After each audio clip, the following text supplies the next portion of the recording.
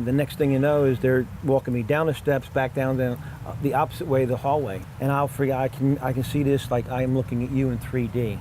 They took me down to the hallway, opened up another door, went up another steps that I never saw. I do not know you, but I am your brother. You do not know me, but I am your protector. I will run into a burning building to save your life. Though I do not know your name, I will take a bullet for you. Though we've never met, I believe in duty and sacrifice of self. Your family is my family. Is my family. Your life is my duty.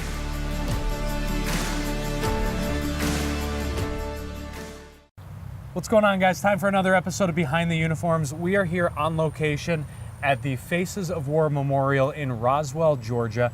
I have a guy who's become, over the last 48 hours, a very good friend, a great man. Yeah. Ken, before I get into introducing you, I want to give you guys who have maybe never seen the show, the series, a little insight as to how it works.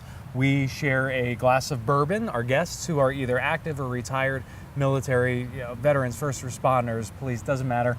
If they wear a uniform or have worn a uniform, we ask them to share a story about a good day and a bad day. Ken, well, first of all, Ken brought some spectacular bourbon, so cheers to you, Noah's Mill.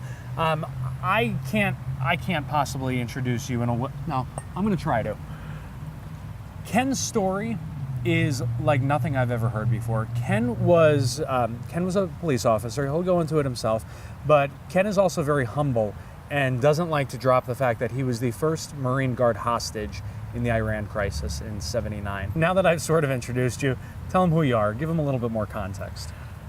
Good afternoon, folks. Thank you for this opportunity to share this with you and to take back some memories from a long, long time ago. For you people that remember, 1979, the American embassy in Iran was overrun and a number of Americans were taken hostage.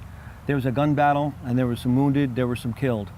It later on played out to 444 days and 52 hostages later. I happened to be one of the hostages earlier that year, and my story goes is that coming back from the Iran hostage crisis just shortly after Vietnam, America hadn't seen any war yet. They were tired of war. They were tired of watching people come home in body bags. They were tired of all the problems. I don't know why a lot of it didn't hit the news as soon and immediate when it did. But after it did, my story was kind of unique because after being the only American, the only Marine that was wounded and kidnapped, tortured, put on trial, sentenced to death, found guilty, and then miraculously 7 days later, come back home to America.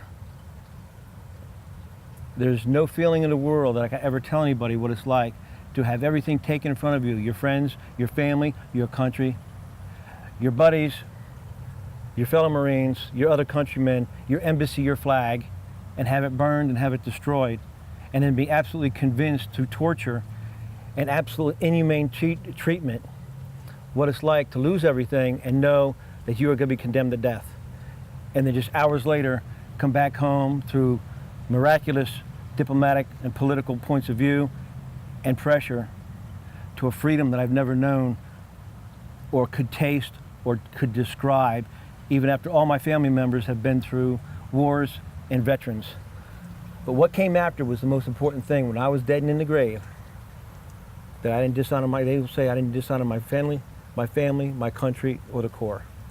And if God would be just so merciful and to give me that much, then I'm not going to fight or kick my way out of here. I'll just walk out there and stand up and I'll just take it face to face like a man. What happened next? Well, number two came back after a short time, and I can't remember back. That's 38 years ago, and I said, and he always called me Marine. He always put a weird E in the end of that. He goes, Marine, let's go. And I needed help up. I mean, my intestines were hanging out. I'd been bleeding. I'm sick. I'm tired. I just exhausted, completely exasperated. So they helped me up, and for the first time since they talked to me, they had put me in handcuffs. Weird handcuffs. They're not regular handcuffs. They're kind of like D-shaped braces. And I'm watching them sitting there and saying, I'm being almost like being put like into slavery. I'm being taken away to be slaughtered. And there's not a damn thing I can do about it. And they pull you away, and we walk down the hallway up to where they opened the gate, and we started walking up the stairwell. And I know these stairwell went somewhere up to the roof of where they were having executions. You've been hearing bullets and shooting for hours and days on end. And I remember slowing down and my legs getting so heavy that they're actually kneeing me and kicking me to lift my foot up because I was slowing down. I just didn't want to take all those steps. And as I was climbing up the steps, number 2 came running back down the hall again, like 5 minutes later, 8 minutes, 10 minutes later, screaming something in Farsi to the guards that had hold of me. They barking at each other, and the next thing you know is they're walking me down the steps, back down the opposite way of the hallway. And I'll forget, I can see this like I am looking at you in 3D.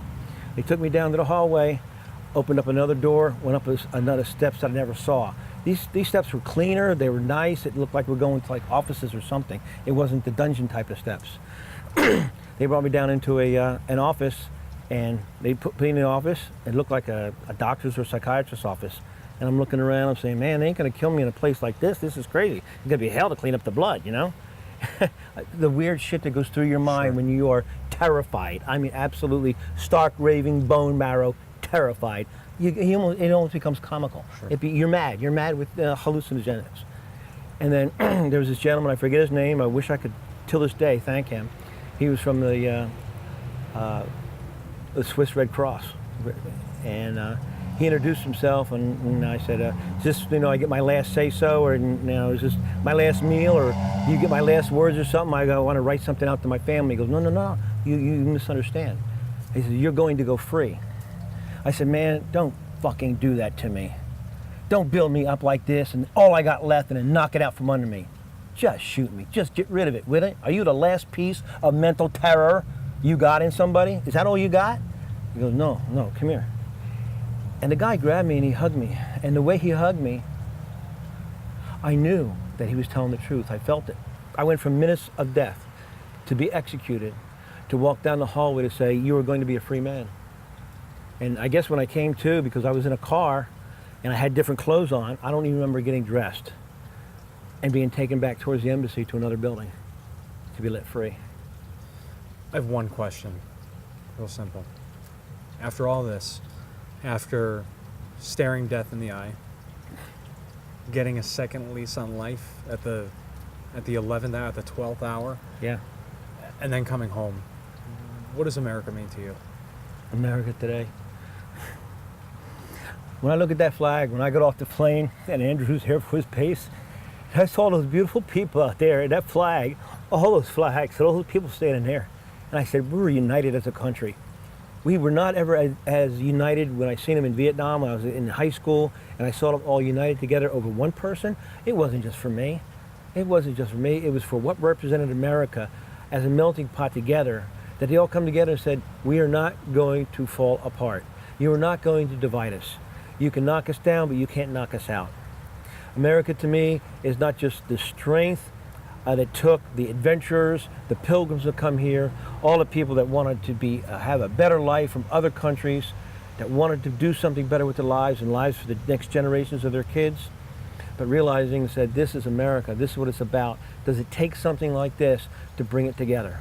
I said, we are an example and an experiment, in my opinion, to freedom with the framework of a constitution to try to make it better for the people behind us.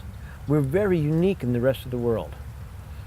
And if it takes for me to shed my blood and defend so that everyone else can have that opportunity to see it, to know that you can go anywhere and do just about anything, you have hope, you can believe in America. That to me, that's what that red, white, and blue flag is. I'll fight and die for it any day. Cheers, brother. Thank you. Thank you for sharing. Guys, out of respect for Ken, out of respect for all of our veterans and first responders, please take the 2 seconds it's going to take you to share this video. These are the men and the women who fight for what we have, for everything that we have, for that flag that so many people will take a knee for because it's the cool or trendy thing to do. So out of respect for this gentleman and all the rest of those who serve and protect our communities and our countries, please take a moment to share this video. Thank you, brother. My pleasure, bud. Semper Fi. God bless America. God bless America.